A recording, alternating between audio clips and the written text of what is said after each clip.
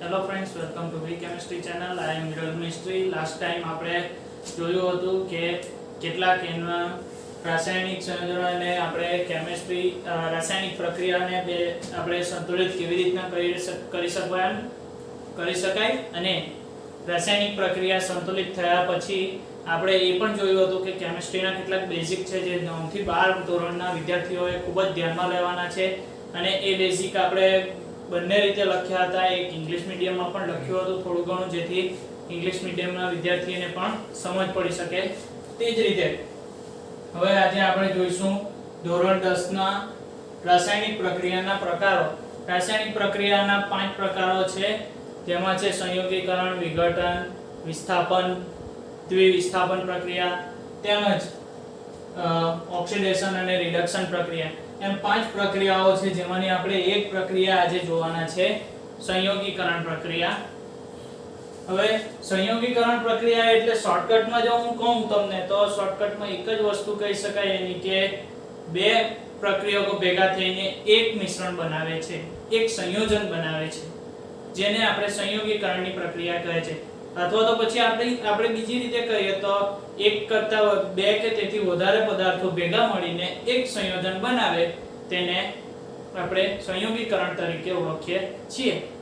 તો સૌથી પહેલા અહીં ઉદાહરણ લીધું છે કે કળી ચૂનાને પાણી સાથે પ્રક્રિયા કરવામાં આવે તો ફોડેલો ચૂનો બને છે. એનો મતલબ એ છે કે કળી ચૂનો આપણે જ્યારે એને લાવીએ તો કળી ચૂનો ઘન સ્વરૂપે હોય છે. મિત્રો, આપણને ખબર છે કે એનું નામ કેલ્શિયમ ઓક્સાઇડ છે. એ કેલ્શિયમ ઓક્સાઇડ એટલે કે કળી ચૂનો એ પથ્થર જેવો હોય છે, એ ભૂકો જેવો હોય છે અને એની અંદર જ્યારે આપણે પાણી નાખીએ ત્યારે છે ને અંદરથી પરપોટા ફૂટે છે અને ગરમ થઈ જાય છે. તો એમાંથી ઉષ્મા પણ ઉત્પન્ન થાય છે. આપણે જોઈ શકીએ છીએ કે જેમાં આપણને જોઈ શકીએ છીએ કે ઉષ્મા પણ ઉત્પન્ન થાય છે અને ઘણા પ્રમાણમાં ઉષ્મા ઉત્પન્ન થાય છે. તો હવે તેના ઉપયોગો કેટલાક છે. તો કે કેલ્શિયમ હાઇડ્રોક્સાઇડ એટલે કે ફોડેલો ચૂનો, તેનો ઉપયોગ આપણે દિવાલો ઢોળવા માટે કરીએ છીએ. આપણે ઢોળવાની નથી દિવાલ પર, એટલે દિવાલો પર રંગકામ કરવા માટે કરીએ છીએ. તો દિવાલો પર રંગકામ કર્યા બાદ છે તે હવામાંનો CO2 તેની સાથે પ્રક્રિયા કરે છે અને એ પ્રક્રિયા કર્યા બાદ CaCO3 નું પાતળું સ્તર બનાવે છે. એટલે કે પ્રક્રિયા કરી નાખીને કેલ્શિયમ કાર્બોનેટનું સ્તર બનાવે છે. એટલે કે એક સ્તરની ઉપર બીજું સ્તર આવી જાય છે, જેને કારણે દિવાલ ઉપર ચમક આવવા માંડે છે અને 2-3 દિવસમાં CaCO3 નું નિર્માણ થઈ ગયું ત્યારબાદ દિવાલ ઉપર ચમક આવી જાય, જેને કારણે તમને ચૂનો લગાવ્યા પછી પણ એ દિવાલ ચમકતી હોય તેવું લાગે છે. અને CaOH twice જે આટલે બનેલો છે તેની સાથે CO2 ઉમેરાય છે, જે અહીં કહી ગયા છે આપણે આ વાક્યમાં. તે એની સાથે પ્રક્રિયા કરે છે અને CaCO3 બનાવે છે અને પાણીનો એક અણુ છૂટો પડે છે. હવે એમાં સંયોગીકરણની વ્યાખ્યા કીધી છે કે બે કે તેથી વધારે પદાર્થો સંયોજાઈને એક જ નિપજનું નિર્માણ કરે છે.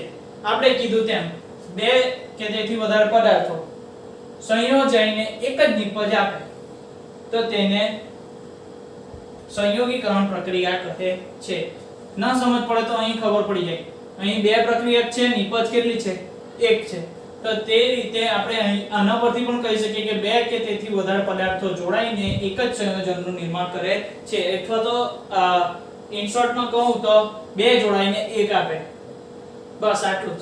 અને તે જ રીતે એમાં ઉષ્મા પણ છૂટી પડે છે. તો ઉષ્મા જ્યારે પણ છૂટી પડે તો તે પ્રક્રિયાને ઉષ્માક્ષેપક પ્રક્રિયા કહે છે. તો ઉષ્માક્ષેપકની વ્યાખ્યા પણ આમાંથી પૂછી શકાય છે કે એવી રાસાયણિક પ્રક્રિયા કે જે એવી પ્રક્રિયાઓ કે જે થાય તે દરમિયાન ઉષ્માનું વધારે પ્રમાણમાં રૂપાંતરણ થાય.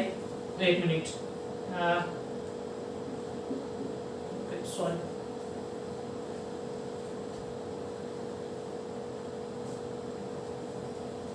એવી પ્રક્રિયામાં કે જેમાં નિપજની સાથે ઉષ્મા વધુ માત્રામાં ઉત્પન્ન થઈ જાય. એટલે કે રાસાયણિક પ્રક્રિયા તો થાય જ છે પણ એની સાથે ઉષ્મા પણ ઉત્પન્ન થાય છે, તેને આપણે ઉષ્માક્ષેપક પ્રક્રિયા કહીએ છીએ. એટલે કે આપણે બીજી રીતે પાછું કેવું હોય તો એમ પણ કહી શકાય કે એવી રાસાયણિક પ્રક્રિયાઓ કે જે રાસાયણિક પ્રક્રિયા દરમિયાન ઉષ્મા ઉત્પન્ન થાય છે, નિપજની સાથે ઉષ્માનું પણ ઉત્સર્જન થાય એટલે કે ઊર્જા મુક્ત થાય છે, તેને આપણે ઉષ્માક્ષેપક પ્રક્રિયા કહીએ છીએ. ઇન શોર્ટમાં આ રીતે પણ કહી શકાય. હવે આ સંયોગીકરણના કેટલાક ઉદાહરણ લઈએ. તમારી બુકમાં એક આપેલું છે C+O2 CO2. હું બીજું એક કહું H+O2 H2O H2+O2 અથવા તો પછી આ રીતના પણ લખી શકું H2+O2 H2O પણ 2H2O એવું પણ લખી શકું છું. તો આટલે પણ બે આવે છે. તો ત્રીજો પોઈન્ટ આવી રીતના પણ લખી શકું કે N2+O2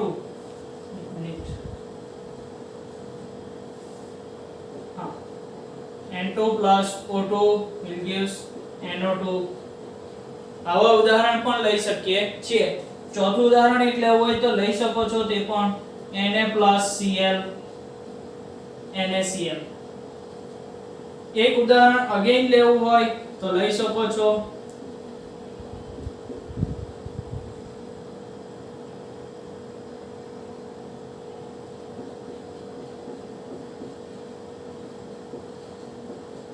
BaCl2. તે જ રીતના તમે કોઈ બીજું ઉદાહરણ લેવા માંગતા હો અને તમને એમ લાગે કે આ ઉદાહરણ સિવાય મારે કોઈ અલગ પ્રકારના ચોપડી સિવાયના ઉદાહરણ લેવા છે, તો ચોપડી સિવાયના ઉદાહરણ પણ તમે લઈ શકો છો.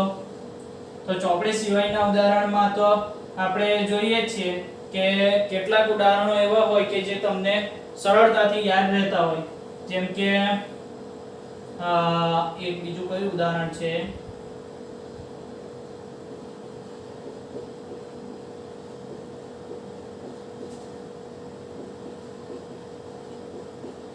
Silver bromide. આ પણ એક રીતે યાદ રહી જાય. એક બીજું ઉદાહરણ પણ છે કે જે તમને સરળતાથી યાદ રહી શકે.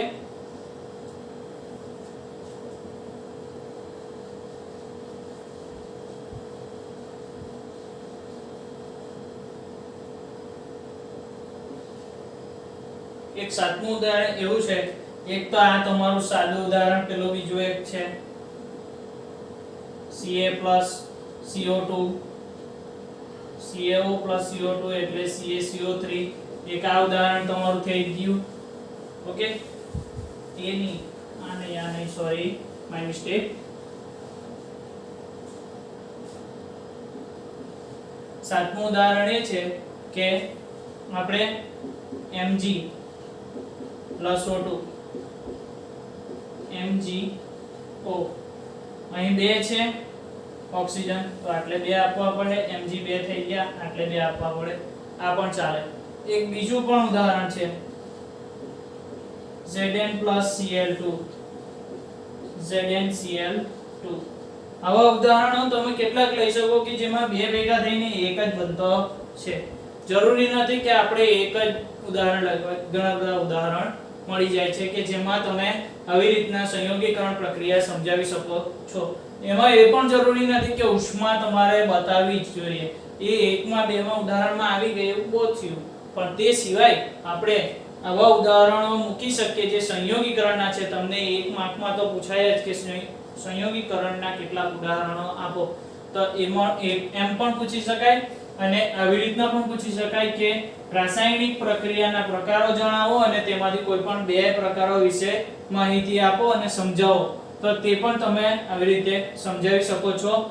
અને આપણને એ પણ પૂછાઈ શકે કે દ્વિવિસ્થાપન પ્રક્રિયા અને વિસ્થાપન પ્રક્રિયા સમજાવો, અથવા તો પછી દ્વિવિસ્થાપન પ્રક્રિયા અને ઓક્સિડેશન રિડક્શન પ્રક્રિયા સમજાવો. આવી રીતના અલગ અલગ પ્રક્રિયાઓ છૂટક સવાલ પણ પૂછાઈ શકે છે.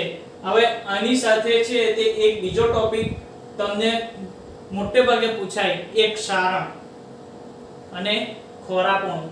આ બે વસ્તુ ખાસ પૂછવાની શક્યતા રહે, જે આ પહેલા ચેપ્ટરમાં મોટે ભાગે મોસ્ટ ઇમ્પોર્ટન્ટ તે પૂછાયા છે.